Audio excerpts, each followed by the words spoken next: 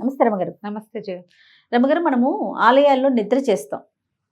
అసలు ఆలయాల్లో నిద్ర చేయాలి అనే కాన్సెప్ట్ ఎందుకు వచ్చింది?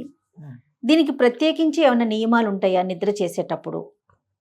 ఈ ఆలోచన అసలు ఎందుకు వచ్చింది? అంటే దానికి ఏమైనా కథ అలాంటిది ఏదైనా ఉందా అని నా ప్రశ్న. కథ అయితే కనపడదు కానీ జయ, దైవ సన్నిధిలో నిద్రించటం, దైవ రక్షణలో నిద్రించటం.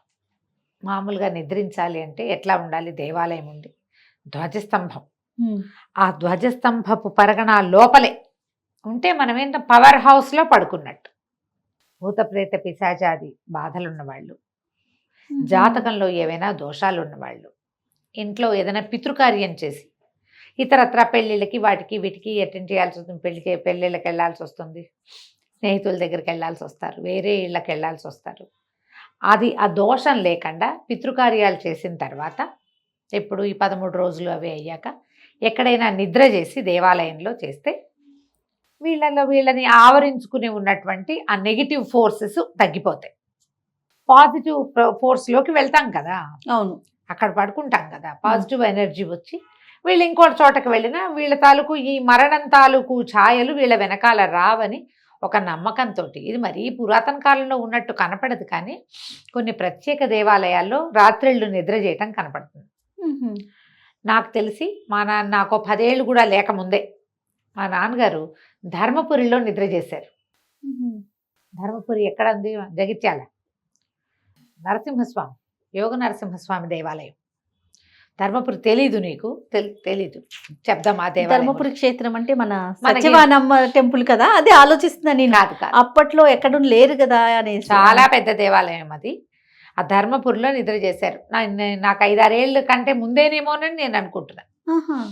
అప్పుడు మా తాతగారు నరసింహ శతకాన్ని సంస్కృతంలో నుంచి, అది తెలుగులో నుంచి సంస్కృతం చేశారు, ట్రాన్స్లేట్ చేశారు. ఓకే. ఈ నరసింహ శతకం అక్కడ వేయించారు ధర్మపురిలో, క్షేత్రంలో.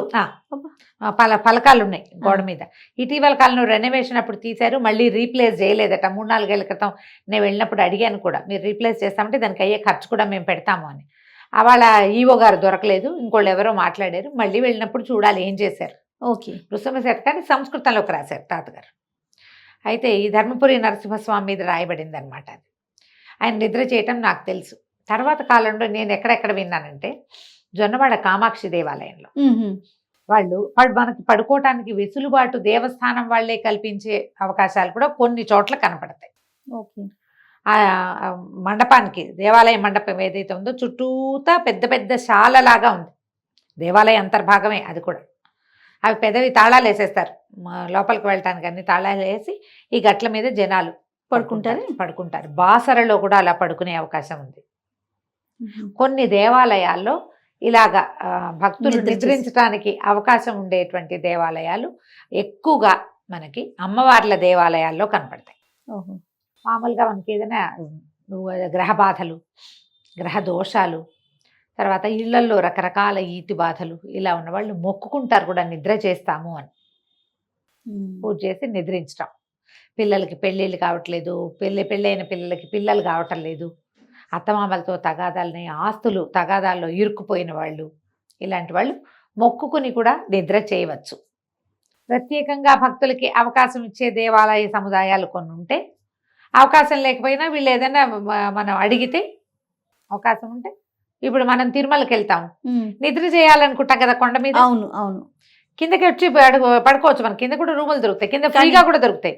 కానీ మనం ఏమనుకుంటే కొండ మీద పడుకోవాలి, పై కొండలో. తిరుమల కొండ మీద నిద్ర చేయటం.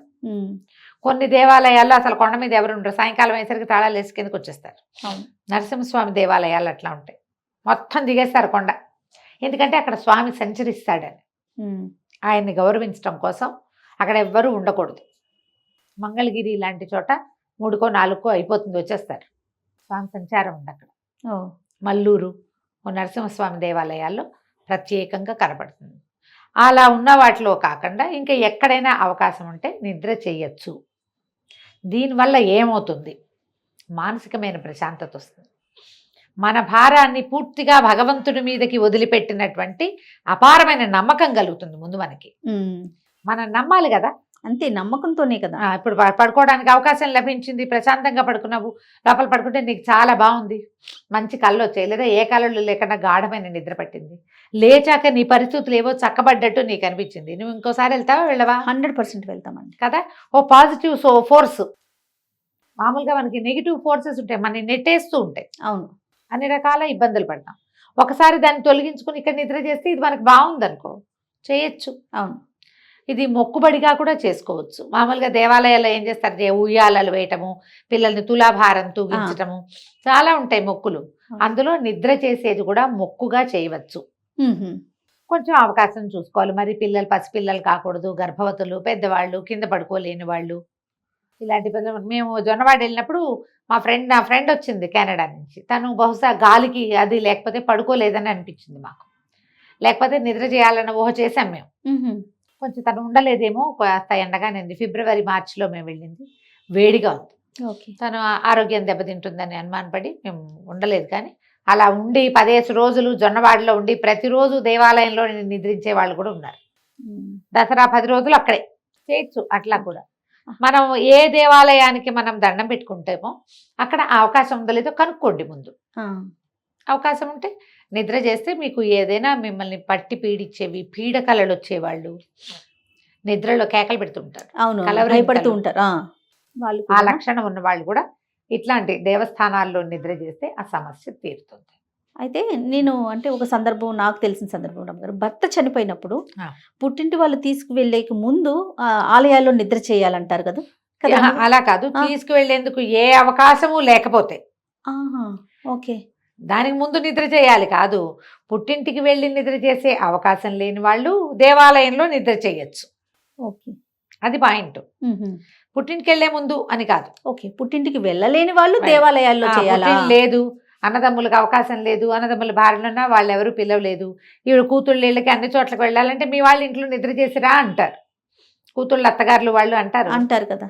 వీళ్ళకి కూడా ఒక శంక ఉంటుంది, ఎక్కడైనా నిద్ర చేయకుండా ఇట్లా దేవాలయాలకు వెళ్ళకూడదు, యాత్రకి వెళ్ళకూడదు, చుట్టాల పక్కాల ఇళ్లలో పెళ్ళిళ్ళు, పేరెంటాలు, శుభకార్యాలు, సహాయాలకు కూడా వెళ్ళకూడదని. ఎక్కడికి వెళ్ళలేదు కాబట్టి మనం వేరే వాళ్ళ గుమ్మం ఎక్కకూడదు, అలాంటివి ఉంటాయి.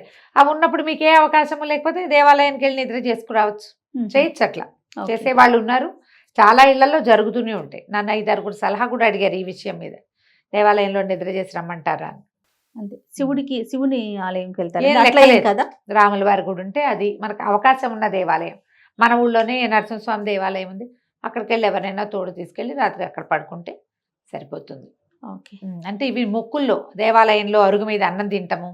తమిళనాడులో ఉంటుంది, మట్టి అన్నం తింటామని మొక్కుంటారు, ఒట్టిగా నేల మీద అన్నం పెట్టుకుని తింటారు. అలాంటివి చేస్తారు.